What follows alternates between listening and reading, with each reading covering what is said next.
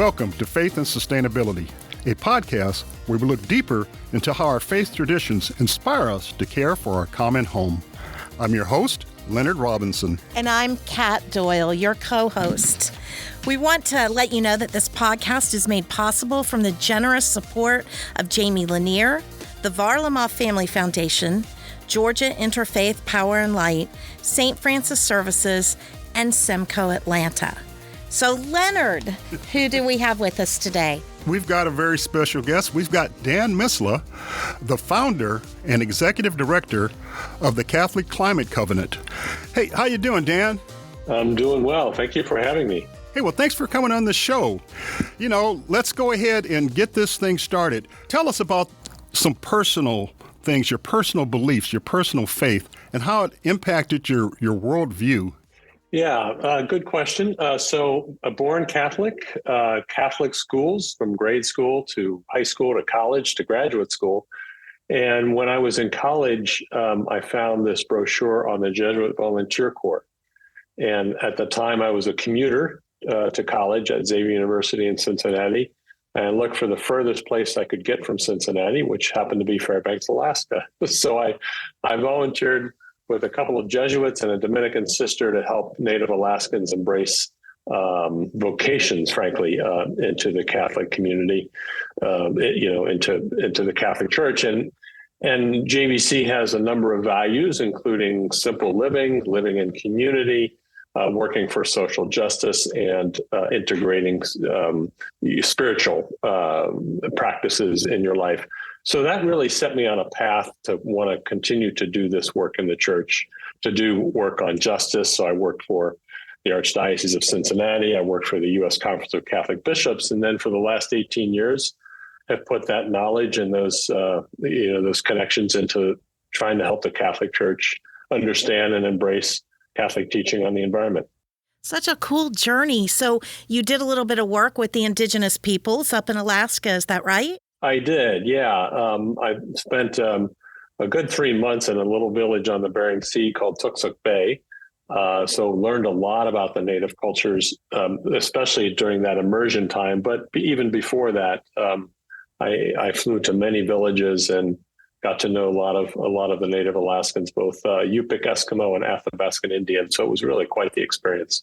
Did that indigenous faith tradition seep into your Catholicism any? It did some, more culturally, I would say, just learning about the culture of being a native Alaskan, getting through those long winters, those days with very little sunlight, because, there's like 4 hours of daylight in the middle of winter. And, just some of their practices that they grown up with, like what they call a mucky, which is a sauna. And it's very intense. So that was a fun experience. Is it your faith that formed your career path, or was it your career path, formed your faith?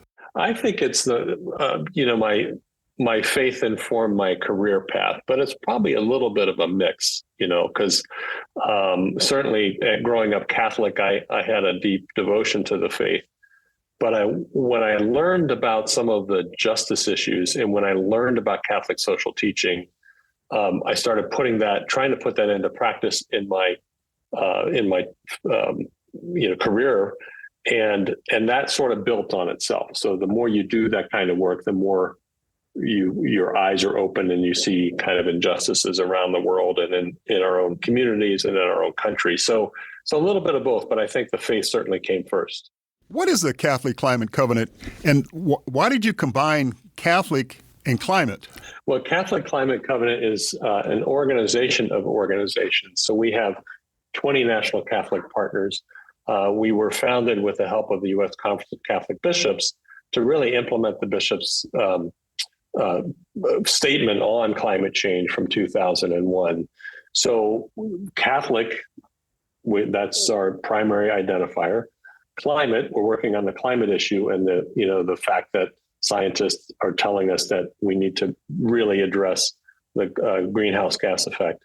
And then covenant, we use that as biblical language. God made a covenant with Noah and the people to never destroy the world again. So we're trying to say we are part of that covenant relationship with God, that we're going to care for God's creation as God cares for us. So that makes sense. I think it's important for people to know that we here in the Archdiocese of Atlanta work very closely with Catholic Climate Covenant, but you're also a part of the Vatican group. Can you tell us what your relationship is with them? Yes. So the Vatican and the U.S. Conference of Catholic Bishops have asked us to help implement the Laudato Si action platform in the U.S. And that platform came from the Dicastery for the Promotion of Integral Human Development. And it's really a framework for Catholic institutions and individuals to commit to sustainability, understand, the cry of the earth and the cry of the poor, and all of those kinds of things. So we're the ones who are helping to implement that, particularly for parishes and dioceses in the United States. Well, when Laudato Si came out, that's probably around when we met. How did that affect your faith, your faith walk and your career path?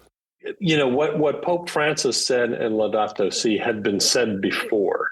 Benedict XVI, St. John Paul II, Genesis, so a lot of the concepts that were in Laudato Si were not necessarily new, but said in a different way, and said by a pope who made this a priority, even by taking the name of Francis. He made this a priority. So I think that, and Pope Francis has a unique way of communicating. It's very, in many ways, it's very personal and very blunt sometimes. So we now had a new tool. Catholic Climate Covenant had been around for 9 years when the encyclical came out. But now we had a new tool, a high-level teaching document from the church that was written by this new pope called St. Francis just 2 years into his papacy, and just gave us lots of new life and new energy and new ways of sharing the story of how we need to care for God's creation. So the Pope wrote this letter to the world, and you obviously heard that, received the message. Did it change the way you were the founder of Catholic Climate Covenant? Did it change the way that you did your work? It did. We use it all the time now. Before that, we used, the World Day of Peace messages from John Paul II and Benedict XVI, as well as the U.S. Conference of Catholic Bishops statement on global climate change, written in 2001. And, so we had those documents that were pretty authoritative, and, we could certainly use those as sort of a backdrop for our work. But when Laudato Si came out, there were a couple of things in there that were, that we sort of hung on to. And I'm thinking especially of this notion of integral ecology, how Pope Francis again and again says in Laudato Si, everything is connected. And he even goes so far as to say, we're really not dealing here with an environmental crisis and a social crisis, but a complex crisis that is both environmental and social. So it's given us new language, new ways to communicate this. He also talks about these three relationships that are really important: a relationship with one another, relationship with God, and relationship with the planet. And when any of those are not attended to, or they're out of kilter with each other, the other two suffer. So if you're not, tending to your neighbor, you tend not to want to tend to creation. And if your spiritual depth isn't grounded, then you tend not to care about anything. So those are really important concepts. Why don't you share with us an interesting or important sustainable thing you do that they might learn from? When you start working on this stuff, everything becomes a decision about sustainability, right? So, when I first started this, I'd be looking at trees and I'm thinking, wow, I wonder how long these maples are going to last in this environment as the world warms. So you can get yourself into kind of this doomsday thing. To counter that, you just need to be aware. And the primary thing that I do that is not really, not something that I think that people would expect, is I spend as much time as I can outside. Because until we begin to look around and appreciate the beauty of creation, I think we don't we won't be motivated, we won't be moved to take care of it. So that's the big thing that I do, is try to spend time outdoors. I love the fact that you brought that up, that you spend that time outdoors, because one of the areas that I think your organization focuses on is working with the youth. And the youth we have them divided into two camps, kind of those that are outside doing this and worried about the environment, and those that are kind of glued to their screen. So tell us a little bit about the work that you're doing with youth. Yeah, we've put a lot of our resources into youth and young adults. We have a full-time person working with youth and one full-time person working with young adults. And really, we're trying to say to these young people that your church does care about this. There's a whole organization called Catholic Climate Covenant that is focused in the United States on these issues. And we say, we understand that you're worried about your future. You might join Greenpeace or the Natural Resources Defense Council, but why don't you take that energy and that passion and that concern and put it to use within your own church? So we're building leaders, young leaders for this movement within the church.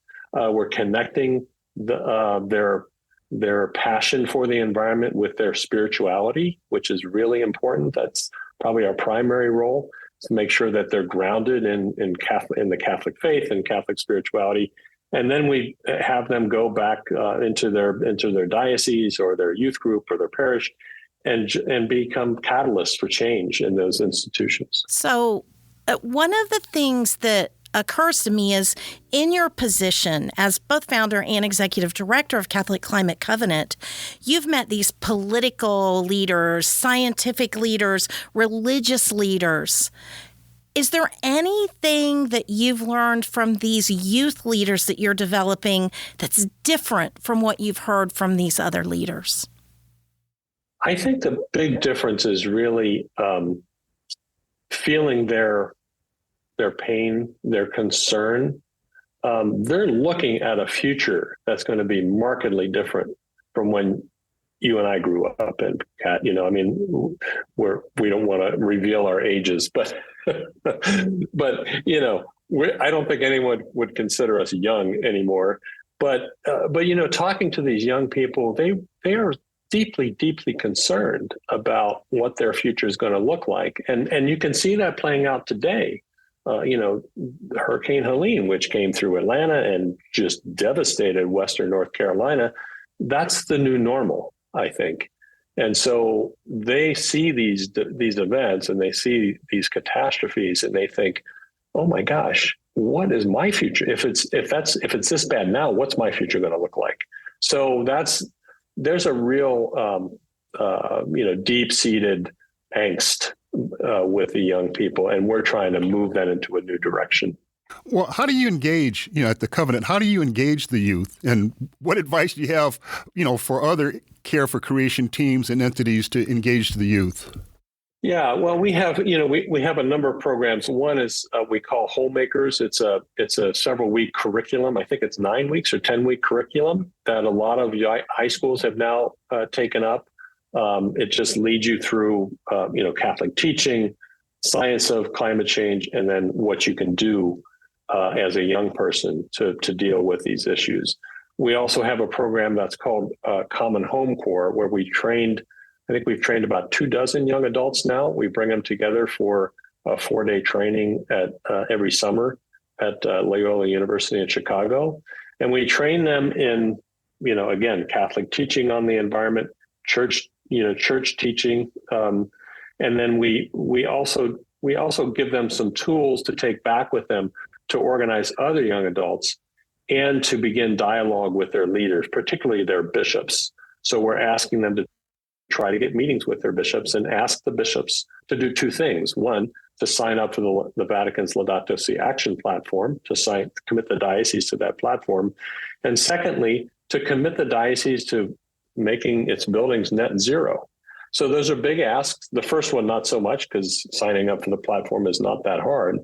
But, I think that if the church really wants to witness to these young people, they need to begin at home. And that's parishes and schools and other facilities to get them to become net zero, which is consistent with what the scientists are telling us we need to do. We need to dramatically reduce our carbon emissions in order to keep the future safer for our young people. Okay, you've brought up a couple of issues that, first of all, we have a lot of listeners who are on board with all this, kind of preaching to the choir. I hope that we have listeners who are here to learn, to maybe stretch where they are. So the first thing I want to know, that you've talked about the U.S. bishops. Are all the U.S. bishops on board with what you're doing and gung-ho and ready to support this work? Well, not exactly. We have, but we have been growing the number of bishops who are engaged. So, for example, we started out with, I think, about a half a dozen what we call diocesan creation care committees. So these are either sanctioned or not by the diocese to work on these issues, to implement Laudato Si in the diocese. That has grown from about a half a dozen to, I think we're almost up to 40 dioceses, out of the 192 dioceses in the country, which includes, Latin Rite diocese. But so that was just over a couple of years. So we're moving the needle. So now kind of along those same lines, you talked about this curriculum that you've put together, and you've talked about the science of climate change and all that. A lot of people are going to ask, where do you get your facts? Where do you get your science? How do we know and believe what you're telling us? Well, there are just so many scientists who are studying this. The United Nations framework, they put out reports on climate change every I think they'll come out about every 3 or 4 years. And these are scientists from all over the globe in different specialties around, the earth sciences, climate sciences. And they have been warning us over many decades now, a couple of decades, that by pumping all of this CO2 and methane and nitrous oxide and some other gases into the atmosphere, we're warming the planet.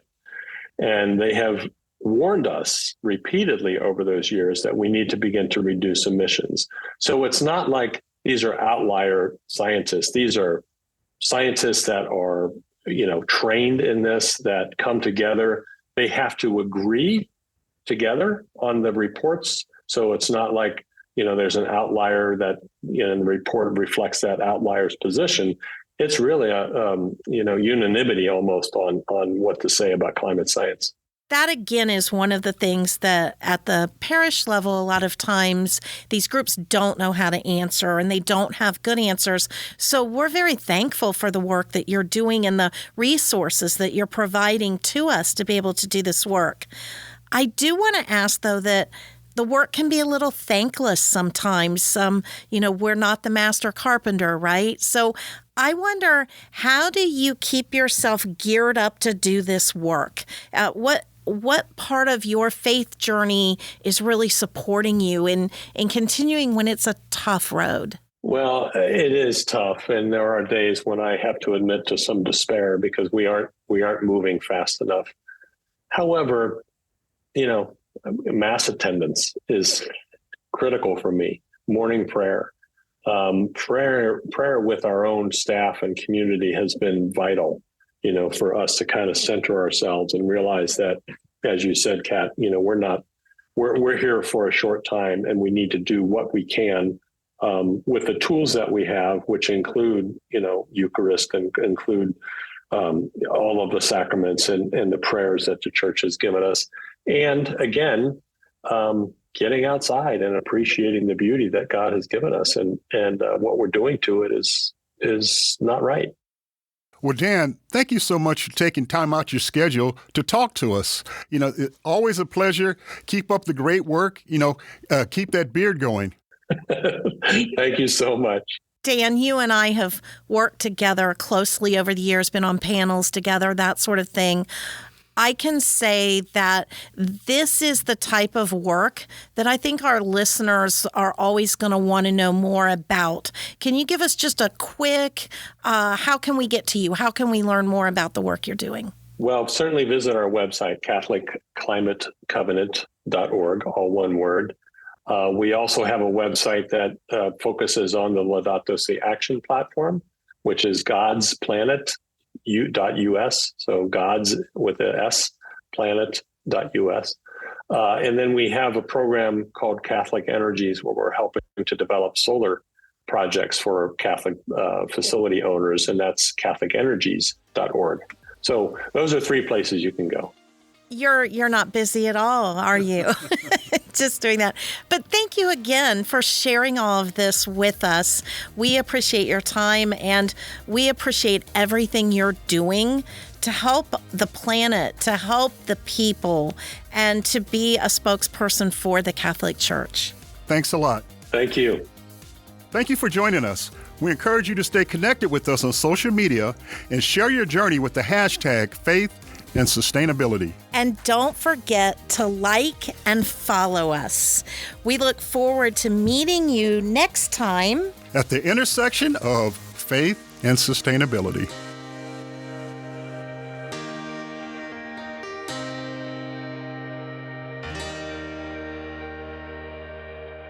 The preceding podcast is a production of the Roman Catholic Archdiocese of Atlanta. Copyright 2024.